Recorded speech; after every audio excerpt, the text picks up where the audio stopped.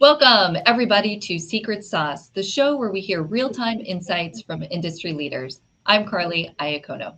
Today, I am happy to be joined by Carl Wright, the founder of Wright Partners. Carl, so pleased you could join us. How are you today? Wonderful. Thank you so much for having me, and I'm a huge fan of you and your work. Thank you so much. Really appreciate it. We are very excited to hear your insights on development, something that is very important to, of course, our team and the industry in general. So before we jump into what projects are looking like right now and how you're getting things to pencil, why don't you start with a quick background on yourself and Wright Partners? All right. Yeah, I founded Wright Partners back in 1998 as a way to combine the three things I love the most professionally, which is real estate, engineering, and construction. And I felt real estate development would best suit those traits. So started in 1998, as I mentioned, and CBS, I was an engineer, and my clients were companies like CVS Pharmacy. And I learned the business from the inside, starting off developing CVS pharmacies, evolving into other tenants. And ultimately now we also do medical office, and we're doing our first industrial project as well. We have offices in Virginia and also Philadelphia. And yeah, thrilled to be here. That has to be a tremendous benefit for you coming from the engineering side of the business as you started your development career. What were you doing day to day when you were working with CBS, which was the client that you mentioned? What sort of engineering work were you doing with them? Well, two different things. One, which was really helpful, is I was their site plan analysis guy. So every time CBS was presented with a property for development, they would basically send the address to me, and I would research the zoning, the setbacks, lay it all out, make sure we get enough parking, look at the loading, can the tractor trailer move through, how does the driveway circulate, and I would do that hundreds of times for CBS, which really gave me a good insight and feel into how to ultimately be a developer for clients like CBS.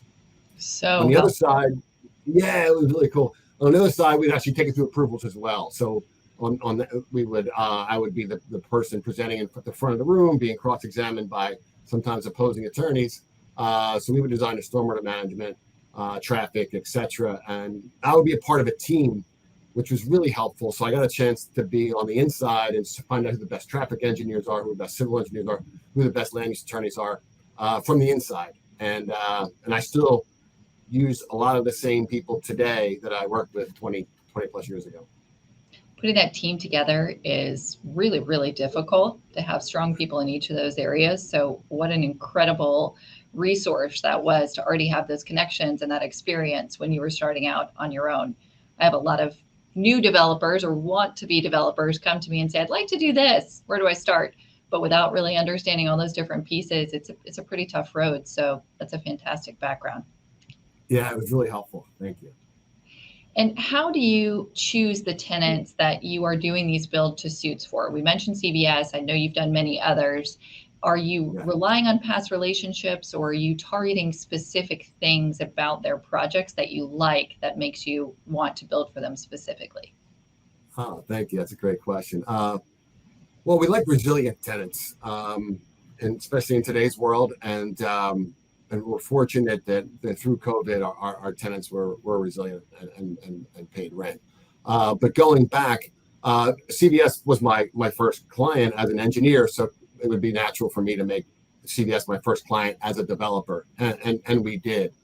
We did a number of projects for CBS, and then we did one outside of State College, Pennsylvania, where we had excess land, and AutoZone wanted us to do a build-to-suit for them. And that started a long relationship with AutoZone that continues till today. I think we've done as many as 40 AutoZones if you count the ones that are still under construction. So that relationship proved super valuable. And then one of their real estate development managers left and went to a car wash tenant, and I guess admired our work.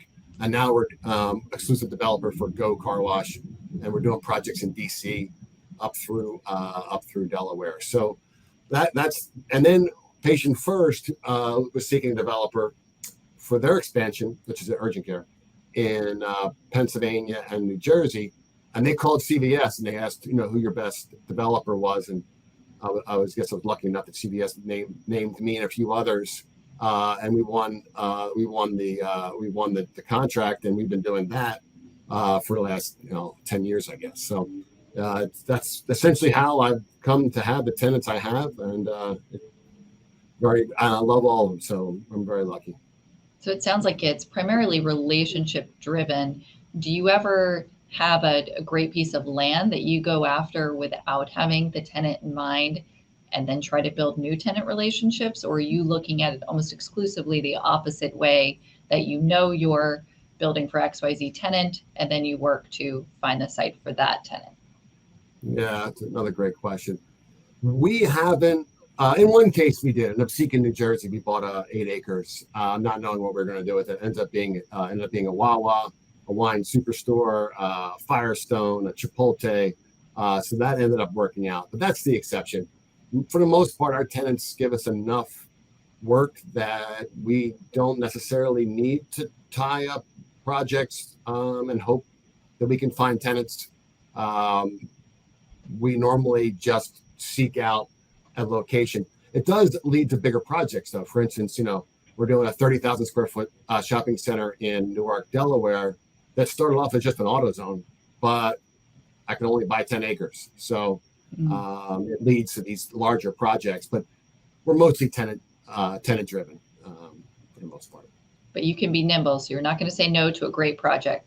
Absolutely like a not. true developer, right? If they need it, you can build it. We're all the same. Pretty much. Yeah. Truly optimistic.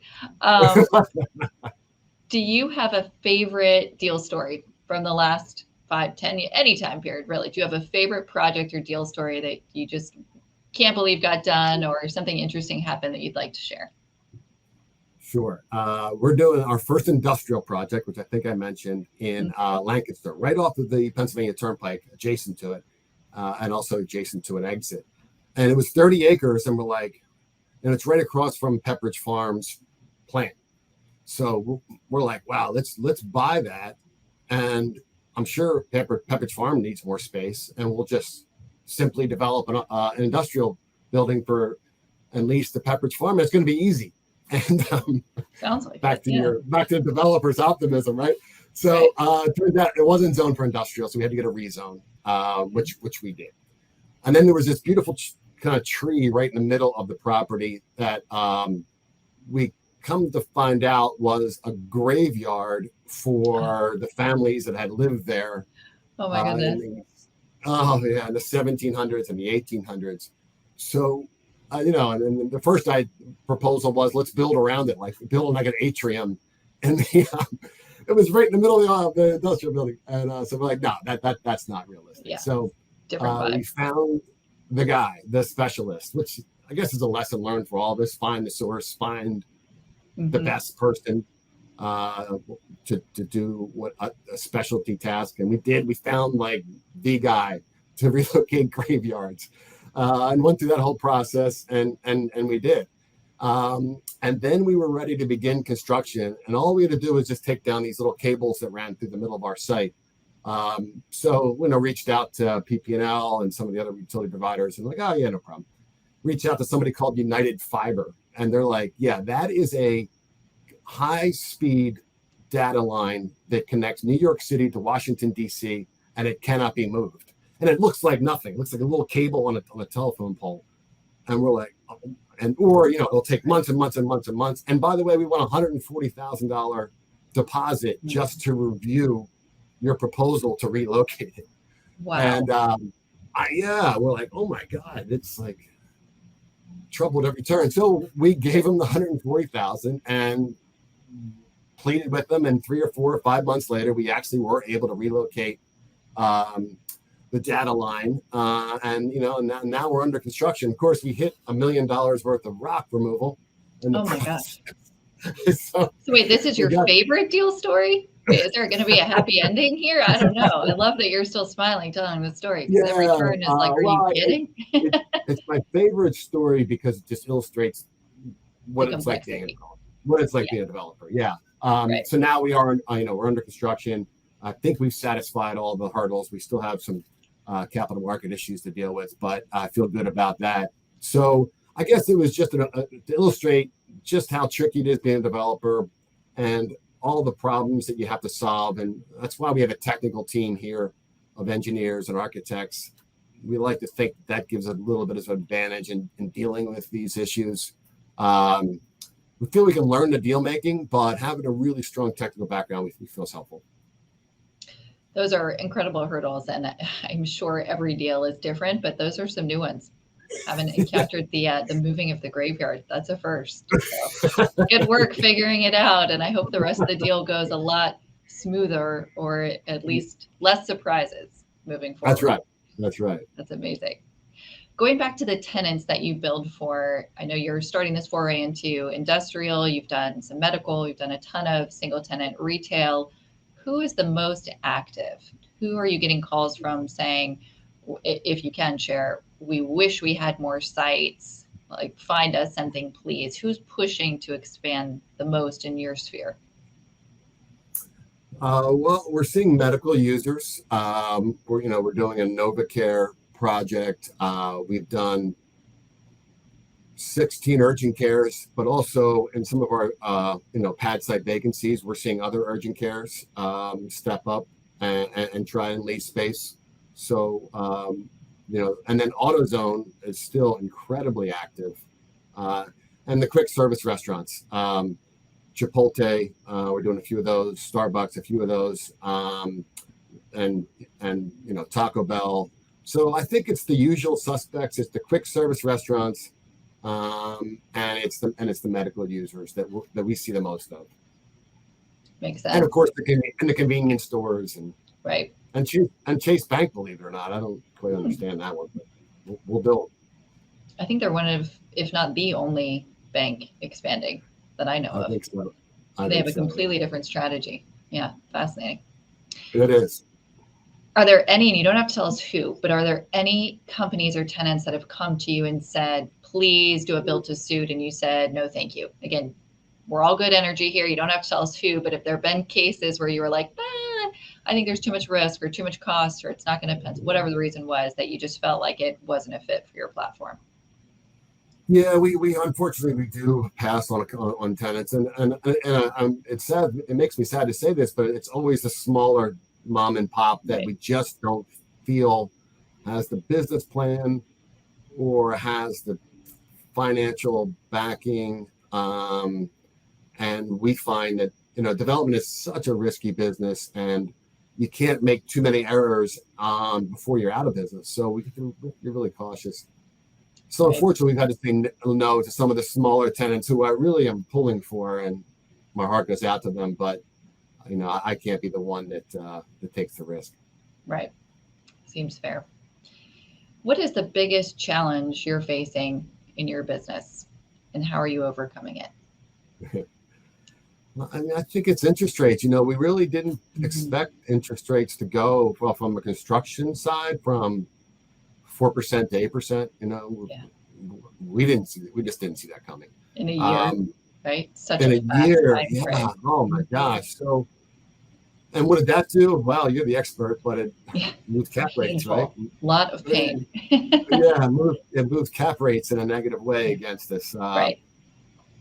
That's our biggest challenge. So how do we deal with it? Well, the projects that are under construction, our tenants have helped us out in some cases.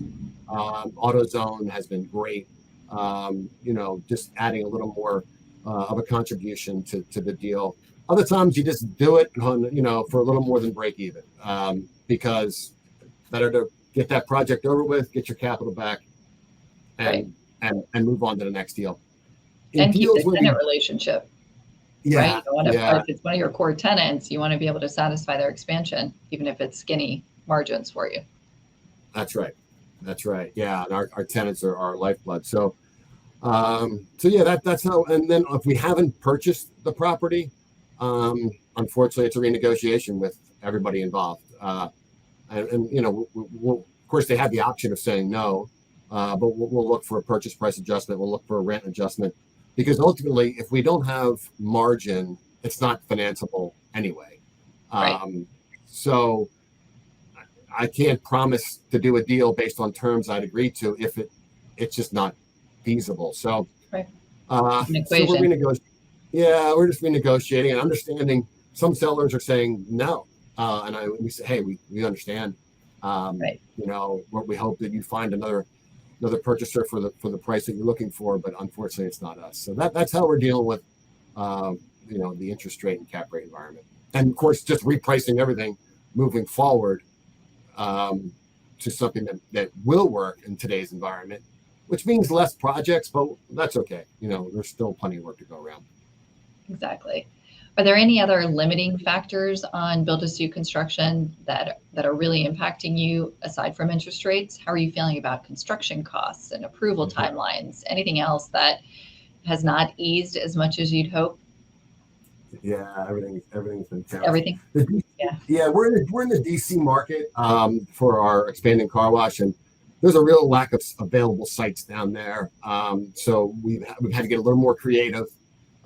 Maybe go one more intersection outside of the retail corridor that we'd like to.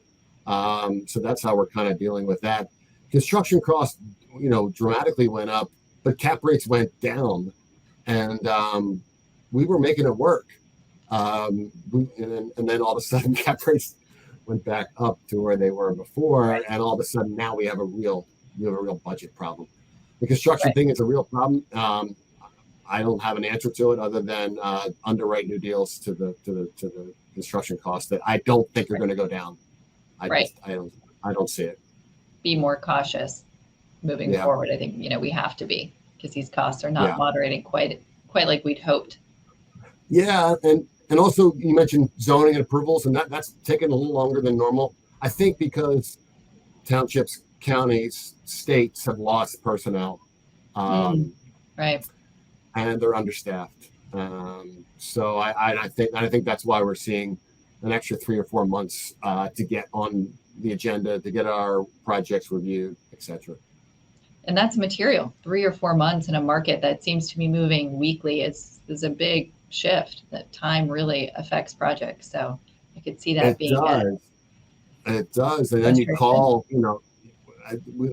that same problem project that I mentioned earlier.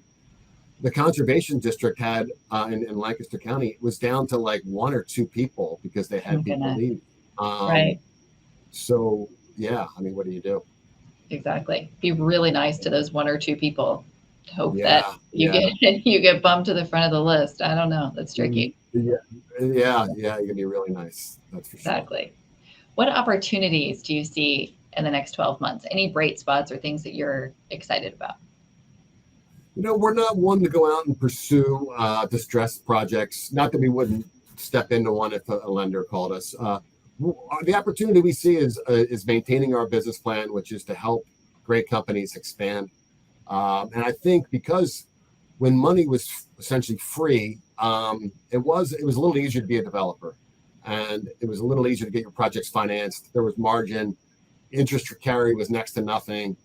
So I think the playing field's going to be cleared out a bit, and I hope, and I have some really, really good competitors, who I admire a lot, and I'd like to think that I'll be remaining with them, and we will be able to help our clients expand without as much competition from the smaller companies or the mom and pop who decide they want to develop a pad site on their property. So I think the opportunity is just to survive, be resilient, and serve your clients well, and that's where we see our future. I think that is a great message. Perfect wrap up to a lot of good information that you shared, and I think that's how we should all approach the next 12 months: is survive, stick to our core business lines, be professional, focus on our clients, and we're going to come out stronger on the other side. That was great. We really appreciate all your insights and love the deal story. Can't wait to circle back with you in a few months and hear the latest. So do keep me posted. And thanks again for joining us today.